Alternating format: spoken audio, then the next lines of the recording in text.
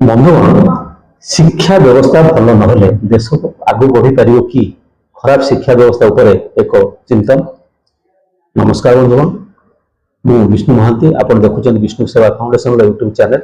ଆଜି ଆମେ ଏକ ଏମିତି ବିଷୟ ଉପରେ କଥା ହେବାକୁ ଯାଉଛୁ ଯାହା ଆମ ସମାଜ, ଆମ ଭବିଷ୍ୟ ଏବଂ ଆମ ଦେଶ ସହିତ ସିଧାସଳଖ ଭାବରେ ଜଡ଼ିତ।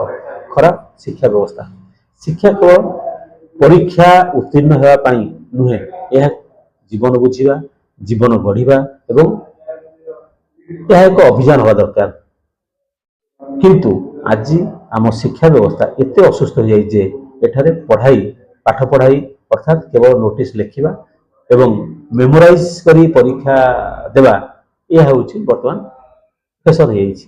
ଗାଁ ଗାଁରେ ଅନେକ ସରକାରୀ ସ୍କୁଲ ଅଛି ଯେଉଁଠି ଶିକ୍ଷକ ନାହିଁ, ଘର ଭଙ୍ଗା ଓ ଛାତ୍ରଛାତ୍ରୀମାନେ ମାଟିରେ ବସି ପଢୁଛନ୍ତି। ପୁରୁଣା ପାଠ୍ୟକ୍ରମ ଆଜିର ବିଶ୍ୱର ଆବଶ୍ୟକତା ସହିତ ସମଯୋଜିତ ନୁହେଁ।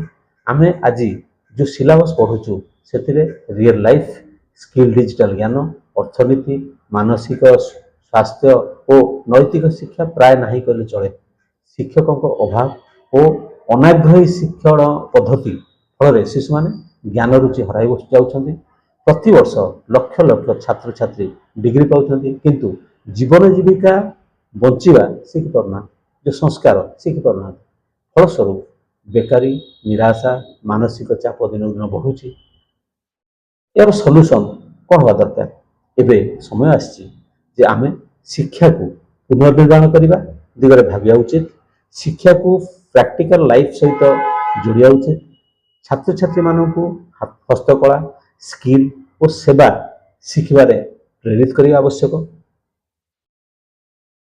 ଶିକ୍ଷକମାନଙ୍କ ପାଇଁ ନିୟମିତ ଟ୍ରେନିଂ ଓ ମନୋବଳ ବୃଦ୍ଧି ପ୍ରୋଗ୍ରାମ ହେବା ଆବଶ୍ୟକ।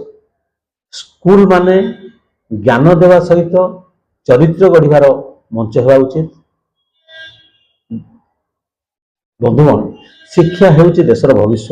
ଯଦି ଶିକ୍ଷା ବ୍ୟବସ୍ଥା ଖରାପ ହେବ ତେବେ ଆଗାମୀ ପିଢ଼ି ଅନ୍ଧକାର ହେବ। ତେଣୁ ଆସନ୍ତୁ ଶିକ୍ଷାକୁ ପରୀକ୍ଷା ନୁହେଁ, ଜୀବନ ଗଢ଼ିବାର ଯାତ୍ରା କରିବା ଆରମ୍ଭ କରିବା।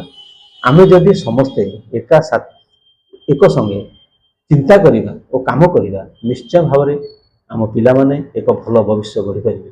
ଧନ୍ୟବାଦ। ଏ ଭିଡ଼ିଓଟି ଯଦି ଆପଣଙ୍କୁ ଭଲ ଲାଗିଲା, ଲାଇକ୍, ସେୟାର ଓ ସବସ୍କ୍ରାଇବ୍ କରିବାକୁ ଭୁଲନ୍ତୁନି।